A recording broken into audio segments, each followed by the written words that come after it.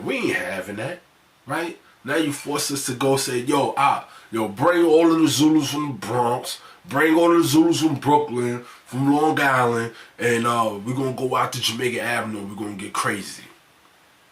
I never wanted that.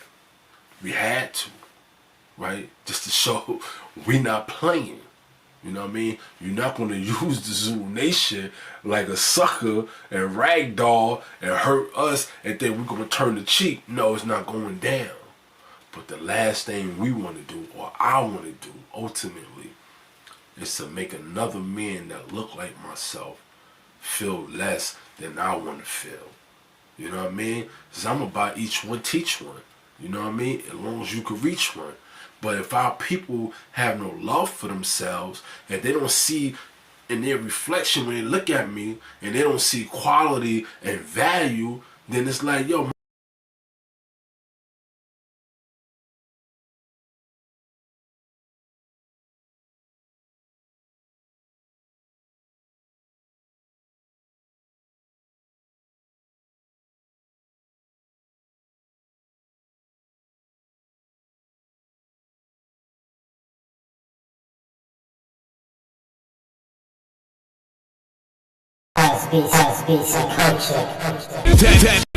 Tap and hit the snooze in school. Wake the extra down in the pillow, man, extra drool. Wake up. 1, 2, Freddy's coming for you. You should wake up. Yeah, check this out. It's your host with the most, Ray Bay, back with another one for Arts, Beats, and Culture. Here to talk about this trending topic going on right now in the world, all over from New York to Cali, you know, back to, you know, New Orleans, Chicago, and, you know, it's just a trending topic all over the news, social media, Clubhouse, YouTube, and it's gang. And, you know, everybody out here talking about who's gang, who ain't, who's a rat, you know what I mean? Slim 400 just got murdered, and a host of other rappers, Draco the Ruler, Young Dolph, and believe me, they weren't the first, and I know they're not going to be the last. You know what I'm saying? But what it is this: gang. Are you friend or are you foe? Friend or foe? The community needs to know. You know, it's a lot of things going on in the world right now. When you know, the last thing we need is to be behind enemy lines with the enemy. And not even knowing it's your enemy, because your enemy is your son, your brother, your uncle, your father, your sister, you know, cousin, out here and being destructive in our community, you know what I mean? On the corners, wilding, letting that thing go, shooting everything but the desired target. You know what I'm saying? And nobody that look like us should be the desired target. Not saying that they should be shooting at anybody specifically, but it should never be us. You know what I'm saying? Gang. Are you friend or are you a foe? Right? So, you know, I came across some videos with our beloved brother T. Rogers. R.I.P. to that brother, a wise man, said a lot of great things, you know, in regards to, you know, being informed about the street life and the gang culture. And one thing I remember that he mentioned is that he said he was never a member of a gang. That he was a member of an organization, right? An organized nation. And it rang bells to me because I could relate to that type of language, because in the Zulu Nation, our first tenet, right? Our first law and regulation says that Zulu Nation is no gang.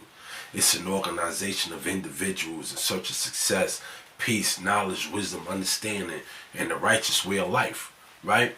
So, you know, when he was communicating about being organized and being a part of an organized nation is important, because when you have no organization, you have disorganization. You don't have government. Government is management. And if you can't manage your affairs, you allow somebody else to manage it for you, right? So just like the human body, we have systems, we have organs, that work together to keep the body organized, right? The skin, the bones, the lungs, the heart, the digestive system, all of these things work together, right? A cohesive, right? A collective effort to be productive. And if we are not productive, then we are doing what? Being destructive, producing nothing but destruction, right? And we can't do that to each other. So, in Brother T. Rogers' communication, he talked about the three type of people that join gangs. And he said, children, one, right? Cowards, and homosexuals. And you got to figure out where in that you fit. You know what I'm saying? And with that being said, yeah, I understood this next message by the brother T. Rogers. He said something about, he said, the speaker of truth, right? T. Rogers said, the speaker of truth have no friends, right? And I know this right here is going to give me some likes. It's going to probably give me a whole lot of dislikes. But it is what it is, and somebody got to say it. Are you friend or foe? Gang, gang. Yeah, gang. Are you a friend or are you a foe? So New York City's newly elected mayor, Eric Adams, just declared war on New York City gangs, right? He's targeting them, shutting them down, you know what I mean? And I'm saying like this. We can't stand up for you and protect you and say, hey, Eric Adams, you wildin'. We can't tell Eric Adams he wildin' if you wildin'. Right? If you're not doing your job, if you are playing the role of an enemy to the destruction, to the progress, if you are aiding and abetting the destruction opposed to the progress of your own people, then we can't stand up for you and say, Giuliani, you wildin'. De Blasio, you wildin'. Eric Adams, you wildin'. You one of us, and you trying to put our babies in the jail. No, your babies is out here shooting the whole hood up. Yeah, we know we're not the ones that's making the guns and bringing them into the hoods, but we the ones who picking them up. We the ones who's aiming them. We the ones who's shooting and killing who? Our own reflection. Right outside of Metrotech in broad daylight. A bullet hit a 19-year-old college student, an innocent bystander.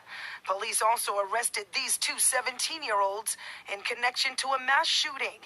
8 people shot. 1 died outside the Eleanor Roosevelt houses over the summer. These 3 that came this morning are the worst of the worst that we brought in. These are the 3 individuals that ran around our Brooklyn streets with no regard for the community. Deputy Chief John Schell, head of Brooklyn North Detectives, tells Pix 11 this takedown just made the streets safer in the city. Overall, these alleged gang members of 3 crews are accused of 15 acts of violence, including 4 murders and 8 attempted murders. Our own reflection. That's the crazy part. You know what I'm saying? So like he said, the speaker of truth have no friends. And we're not looking for friends. We're only looking for those who's willing to stand up for that which is right. Those who's willing to make a correction where there is an error. That's the importance of learning, is to correct the error. And if you're afraid to correct the error, then you are aiding and abetting the destruction of our people. You know what I mean? So the original man and woman, we have a lot of work to do. And we had to solve our problem, and there's only one way it could be solved. You know what I mean? And we're going to figure that out. We're going to definitely figure that out. And I want to tell you about this thing that I created called the Brothers Etiquette. The Brothers Etiquette is a code of conduct amongst the original men, right? And eventually amongst the original man and woman, but initially, right now, just between brothers. And it's saying, hey, when I see you, it don't gotta be kumbaya. We don't gotta give each other a hug and all of that. It's just an acknowledgement of one another's life and existence. To say, hey, I see you, brother. You know what I mean? And because I see you, I understand that you have quality and value in your life. And therefore, you can pass. You don't have to walk by and feel like, oh man, listen, you know, all these brothers is ice grilling me. They might do something to me. Nah. It's love. The first rule in the brothers' etiquette is brothers don't kill brothers. How about that? Right? Brothers don't kill brothers. Because if we don't have no rule of conduct with each other, believe me, somebody else is going to make rules for us that are not going to be conducive to who we are as a man and a woman and a people, a collective, a nation, an organized nation, an organization. Not gang, but an organized nation, right? So, you know,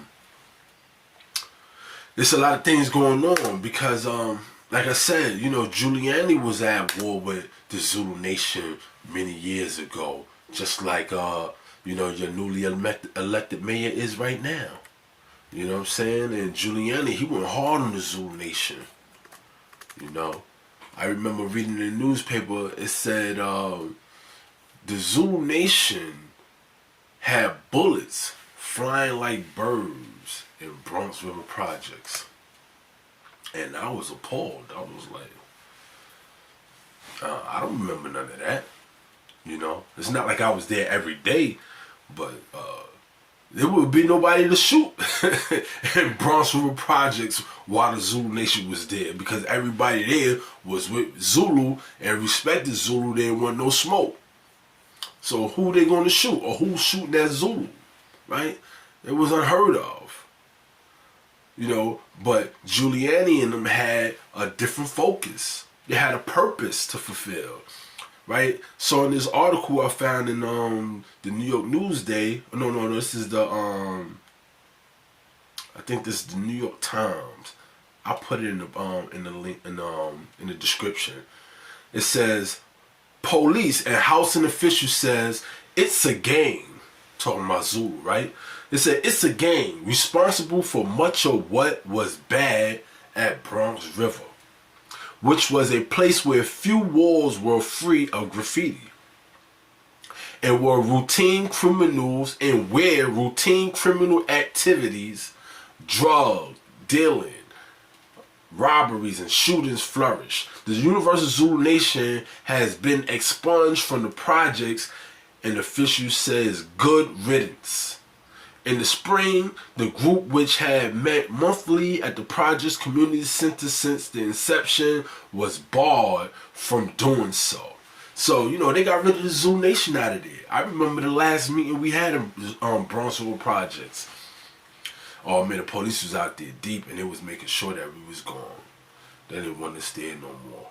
You know what I'm saying? Or they just didn't want us there functioning as an organization. It was still members of the Zulu Nation that lived in the projects, but Zulus came from all over the city. You know what I mean? We used to travel all the way from Hollis, Queens. From Hollis, Queens, you know what I mean? We jump on the on a Q44 bus from Jamaica Avenue, take us all to the Bronx River projects, right? Easy. Or we just jump on the train and we chill, mobbed out, and go out to the Bronx. You know what I'm saying? And I remember walking down the block from the train Soundview Morrison Station on the 6th train, and walking down that block and be seeing Zulus hanging out the windows of their apartment buildings. Yo, peace out, key. You know what I'm saying? From the windows and all that, all the way down the block going to the projects. I remember that, right?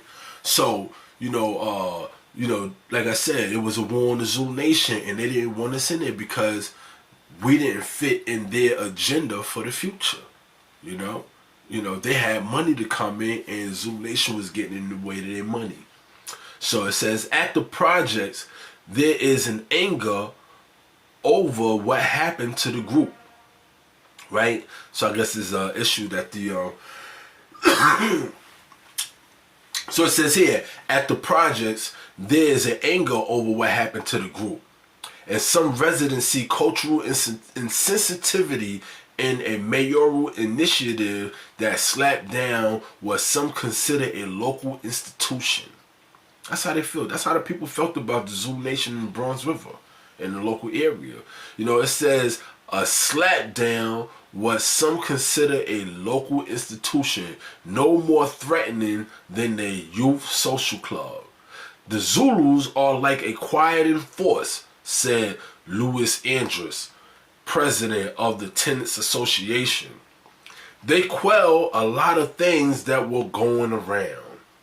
Still, police and housing officials say they have received numerous complaints in recent years about harassment of tenants by Zulu members, right?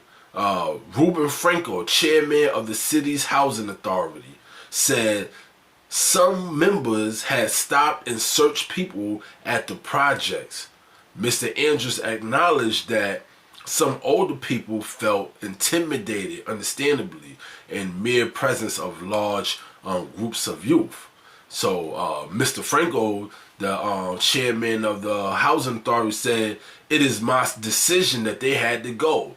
There was a general climate of disorder and hopelessness, and they were a part of it."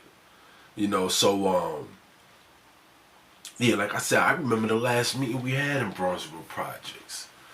You know, but I don't remember being a part of any how they say disorder and hopelessness, because it was order. Zulu Nation says the 13th belief, I think it says Zulus are people of peace. We respect those who respect us. We are at peace with those who are at peace with us. But if we are attacked by an aggressor and oppressor, you know the rest goes, right? So, you know, there was nobody who was beefing with in the projects. I didn't understand how Zulu Nation could have been a part of any disobedience or civil, how they say, disorder or hopelessness. You know what I'm saying? Man, listen, you couldn't even curse at a meeting. Real rap. You couldn't say the N word, you couldn't say the B word, right? They was not having it. It was order in the Zulu Nation.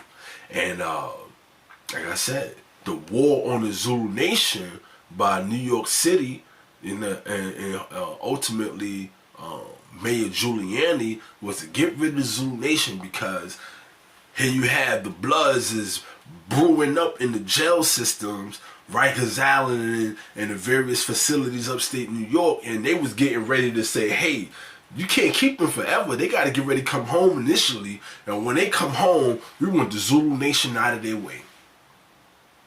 So when they come home, the Zulu Nation is no longer an influence in these areas, right? So the young people was no longer going to look to the Zulu Nation for membership, for structure, for order, to be a part of something that says, you know, we are in search of success, peace, knowledge, wisdom, understanding, righteous way of life. You know what I mean? We're going to give them a straight state of mind of destruction, violence. You know what I mean? Because the Bloods is on the island, they cutting everything up, and you know what I mean? And they got the bad boy mentality and destructive personality, you know what I mean, with these membership. And they gonna come back into the hood and they gonna recruit. Guess what happens when they come into the hood and they recruit? It's gonna be crime. It's gonna be all kind of craziness. Guess what? That's overtime for the police department, right? That's more money for the police department. That's more funding going into the police department, right? More equipment, more hiring, all of that different stuff. So the Zulu Nation would have been actually a part of the opposite of that. They say, hey, if there's no crime going on in our community, then there's no need for the police. How about that?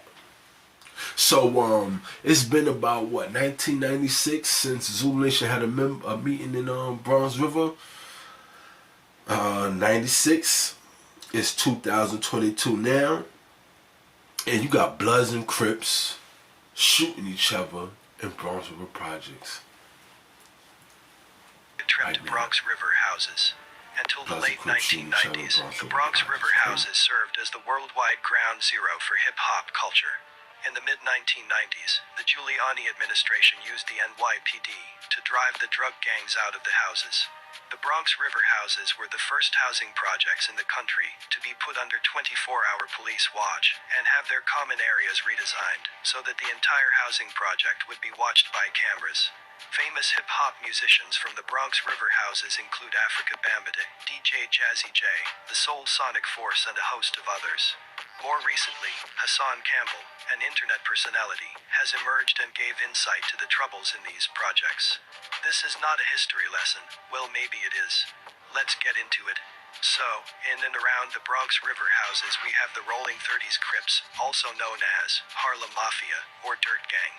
They are a criminal organization whose members and associates engaged in, among other activities, murder, attempted murder, acts involving robbery, and narcotics trafficking. The Rollin' 30s is a set of the National Crip Street Gang. They operated, among other locations, in and around Hughes Avenue and East Tremont Avenue in the Bronx and Stratford Avenue and East 172nd Street. The gang was engaged in a series of violent disputes with rival street gangs or crews, committed multiple shootings and assaults against members and associates of the opposing crews. This could be rival Crips, also in the area, or the Bloods, who also occupied part of the Bronx River houses. Despite some individual beefs, they are closely affiliated with the silent murder gangster Crips, who are also in the area. Like So, other crews, acts involving violence, gang, firearm usage, gang. discussed in rap music, and on Are social you friend websites such as YouTube. or are you a foe? You know, what purpose do you serve? Do we need you? You know? How are we going to fix this? It's crazy, you know, because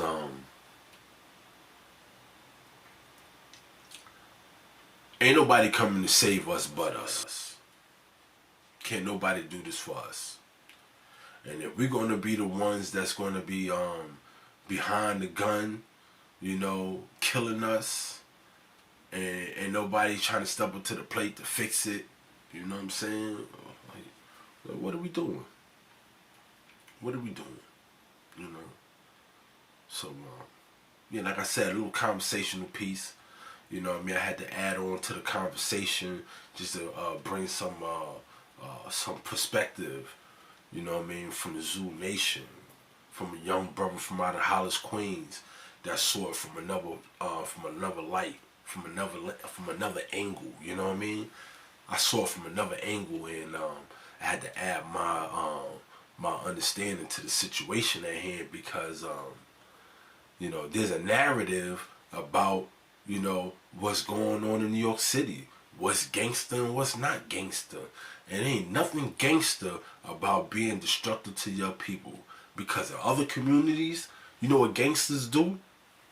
They hold it down. They hold their communities down. Word out.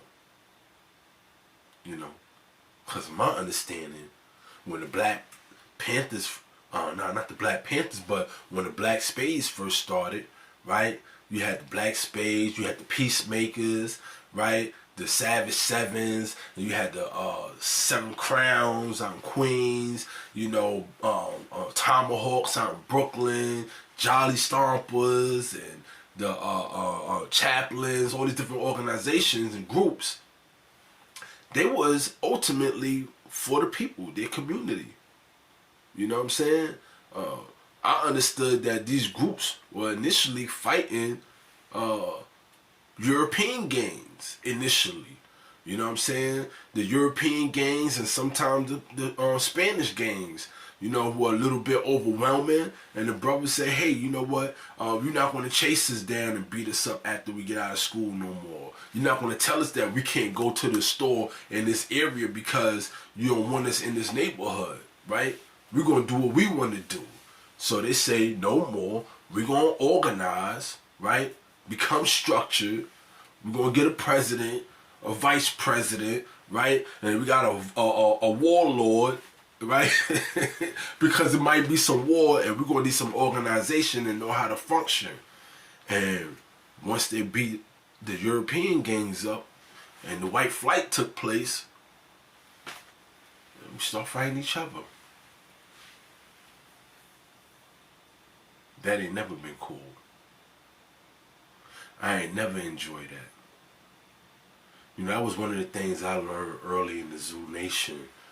You know, being in Jamaica, Queens, and we fighting with the Lost Boys, fighting Toy Soldiers, fighting the Shadow Inc., you know what I mean, and the various other gangs in Jamaica, Queens that we had beef with, and the Zulus that was out in Brooklyn and Crown Heights, and their conflicts, the Zulus from out on Long Island, their conflicts that they had. I was just like, you know what I mean, I'm my brother's keeper. You know what I mean, you need me, I'm near.